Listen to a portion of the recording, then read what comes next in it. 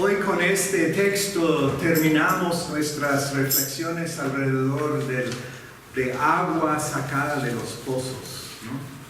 Agua que da vida, agua que nos nutre, agua que nos refresca.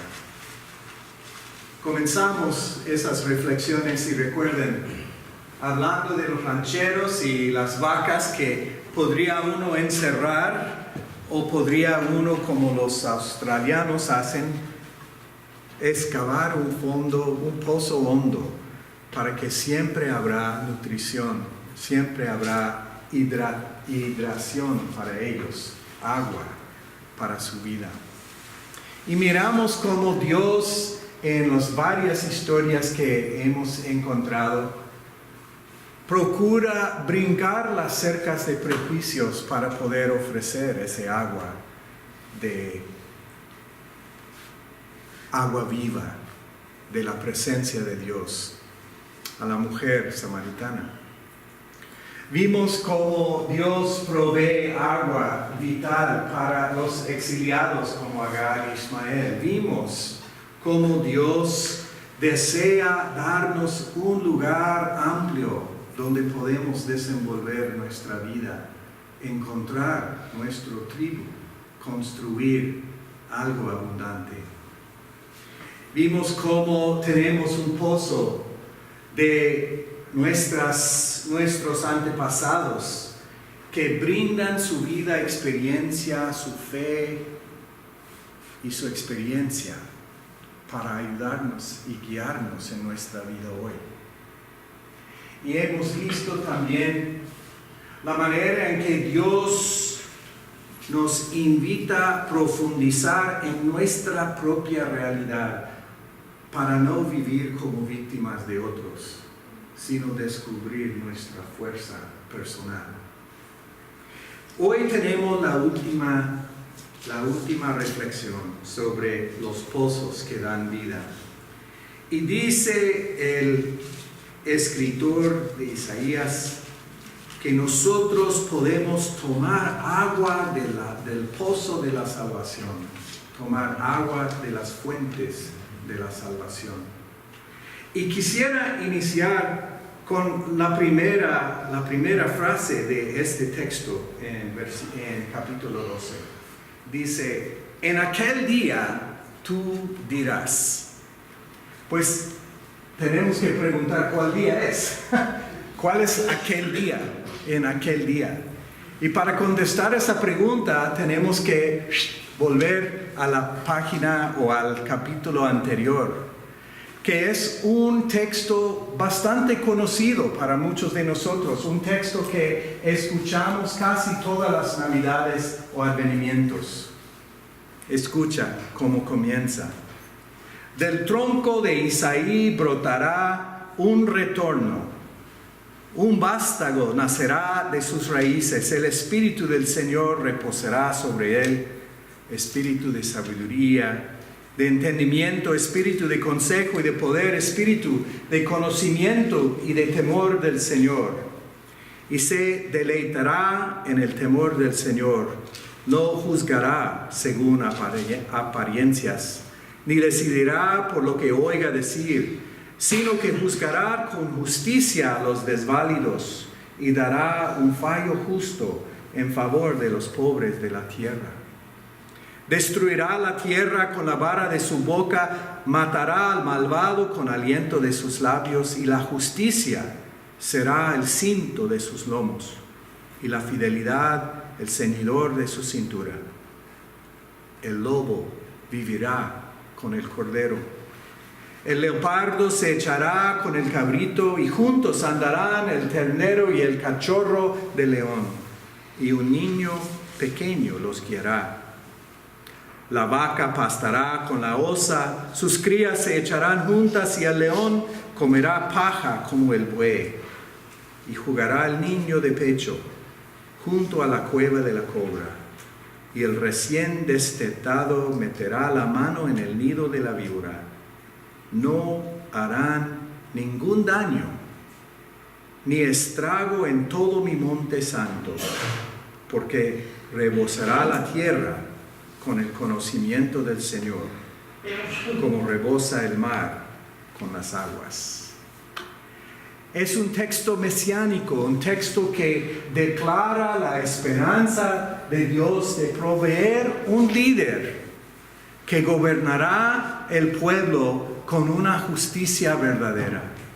Una justicia tan profunda, tan abundante, que aún los animales silvestres disfrutan de la paz. Los que antes eran enemigos iban a ser amigos. Más tarde en el mismo capítulo, Isaías declara su esperanza de que Judá, el reino del sur, e Israel, el reino del norte, se juntarán otra vez. En lugar de vivir como hermanos en conflicto, iban a vivir como hermanos bajo un solo reinado. La esperanza de Isaías en aquel día es que Dios reunirá otra vez su pueblo de todas las naciones donde habían sido exiliados para volver a tener la familia en sus manos. Es parecido a lo que nosotros vivimos esta semana pasada, ¿verdad? En que para muchos de nosotros, no todos, pero para muchas familias, el fin de semana de Acción de Gracias es cuando vienen todos los familiares de su exilio en varios lugares a un solo lugar para compartir una mesa y celebrar la vida familiar. Dar gracias a Dios por la fuente de la familia que nos une. Pues Isaías sueña el día en que Dios hará de nuevo Israel grande y poderosa e unida. Es una esperanza que nuestra nación escuchó en la palabra de Donald Trump. No, make America great again. Haga grande otra vez y poderosa nuestra nación. Es parecida a la esperanza que Isaías ofrece en este texto. No usa las mismas palabras, pero no es solamente la nación que va a vivir esta grandeza, sino toda la naturaleza, todas las criaturas, todos los pueblos van a vivir una bendición de abundancia. Y esta esperanza, este día esperada, es lo que Isaías toma como fuente de salvación. Porque el pueblo que había vivido en exilio, separado, divididos, en conflicto, una parte del pueblo contra otro, todo esto se va a dejar a un lado para vivir otra vez la unidad y la unión. Y dice, cuando este día se realiza, voy a decir, Señor, yo te alabaré. Aunque te hayas enojado conmigo, tu ira se ha calmado y me has dado consuelo. Dios es mi salvación. Confiaré en Él y no temeré. Tomaremos de esa experiencia de salvación agua, como si fuera agua de un pozo profundo, agua de un pozo frío, agua que sacia nuestra sed de una vida sin conflicto, una vida sin prejuicio, una vida sin todas las divisiones y separaciones que ahora son parte de quienes somos como humanidad. Es un deseo de tomar agua de la salvación de Dios. No sé cuántos de ustedes han tomado agua de un pozo. Han tenido que sacar de pozo agua para algo. A ver, 1, 2, 3, 4, 5. Yo tengo 3 experiencias de hacer eso. La primera, cuando fui a visitar a mi amigo David Zul, que era miembro aquí de la iglesia por un periodo. Y David es de Yucatán, México. Y había vuelto a Yucatán y fui a visitarle a él y su papá en Yucatán. Y tenía una pequeña propiedad su papá, con algunos árboles frutales. Pero Yucatán, por los que no han estado ahí, es bien seco, bien pedroso se dice. Y ¿cómo? Pedrajoso pues.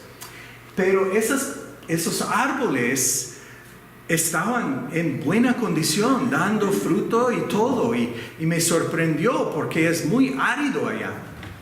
Pues la única manera en que estos árboles ganaban la vida era porque don Domingo cada día fue al pozo para jalar a través de una soga y un cubo agua y tomar el agua a cada uno de esos árboles y derramarle unos cuantos galones de agua, uno por uno por uno.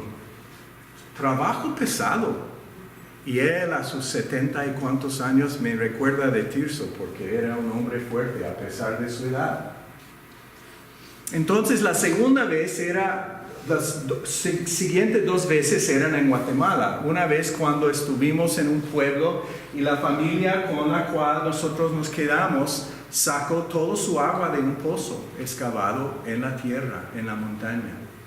Y todo lo que tuvimos que tomar tuvo que salir de ese pozo para poder tener agua, para saciar nuestra sed después de un día de trabajar la tierra sembrando jardines para las familias de ese área.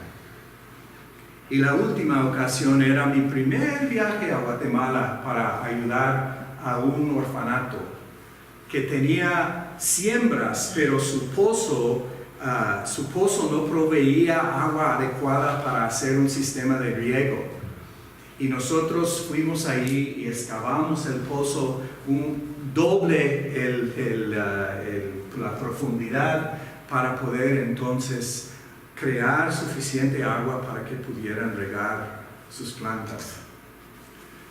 El trabajo de pozo es trabajo pesado, es trabajo difícil, pero no es más difícil que el trabajo de trabajar para resolver conflictos familiares o el trabajo para resolver conflictos entre las naciones o el trabajo de trabajar para resolver conflictos entre partidos políticos. También es duro, pero cuando se logra unidad donde había en su lugar enemistad, sentimos la riqueza de la salvación de Dios. Sentimos el gozo de la salvación de Dios. Y es como tomar agua de un pozo profundo que uno tuvo que excavar. Pues Isaías habla de la salvación en términos de regreso del exilio y en términos de resolución de conflictos.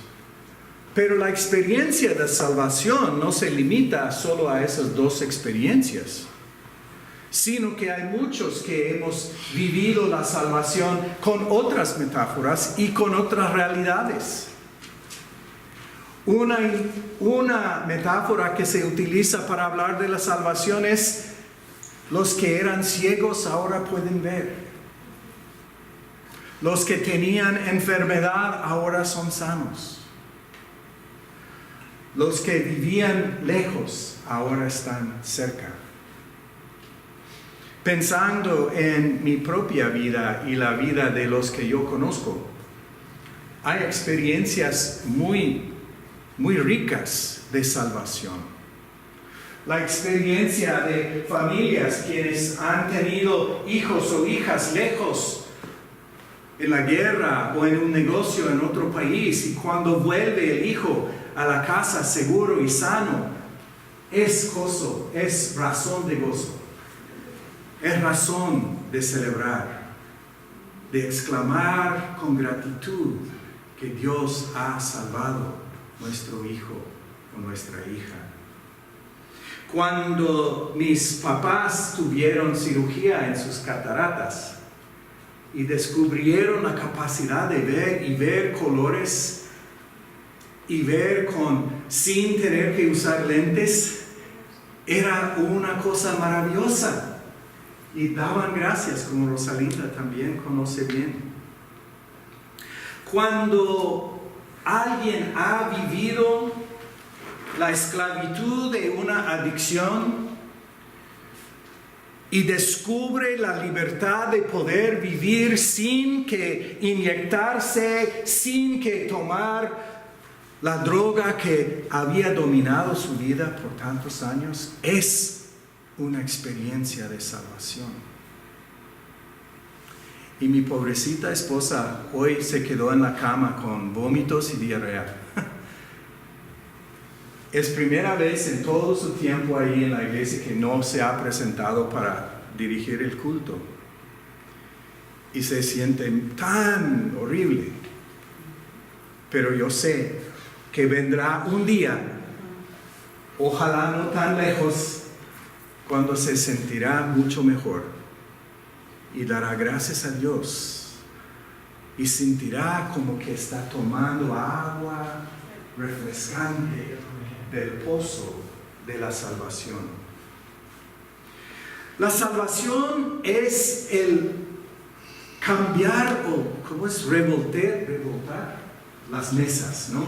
¿Se acuerdan cuando Jesús tomó las mesas en el templo y los volteó? La salvación es cuando la mesa se voltea y lo que era terrible ahora se vuelve a ser mejor. La salvación es la recuperación de lo perdido. Es el descubrimiento que uno tiene lo que pensó que no tenía. La salvación presenta a nosotros una experiencia tan fuerte de la presencia y de la bondad de Dios que debe nutrirnos como agua satisface la sed. Lamentablemente, se nos olvidan todos los casos, todos los momentos en que Dios nos ha salvado. Y por olvidarlos no tomamos agua del pozo que es nuestro, el pozo de nuestras experiencias de la salvación de nuestro Dios. Hay un canto que yo aprendí hace muchos años. Be not afraid, no tengas miedo. Y es un canto escrito por un monje católico que toma de otros textos del profeta Isaías para dejar sentado que Dios es el que siempre nos anda salvando. Y por esas experiencias no debemos tener miedo. No debemos entrar en el mundo por miedo de nada ni nadie. Porque la confirmación de la presencia de Dios es que no y nunca andaremos solos. Voy a cantar para terminar este sermón uno de los versos favoritos para mí. Si atraviesas por los mares, aún allí me encontrarás. Por el miedo del gran fuego y no te quemarás. Frente al poder maligno y la muerte por llegar, yo estaré contigo ahí. No temas ya, yo voy delante siempre. Ven, sígueme, descanso te daré. No temas más, porque Dios está y estará contigo. Te lo ha demostrado seguidamente. No se olvide de la salvación de Dios, sino toma agua para refrescar su vida. Oremos. Gracias por el pozo de tu salvación, oh Dios. Un pozo del cual hemos tomado agua en varios momentos de nuestra vida.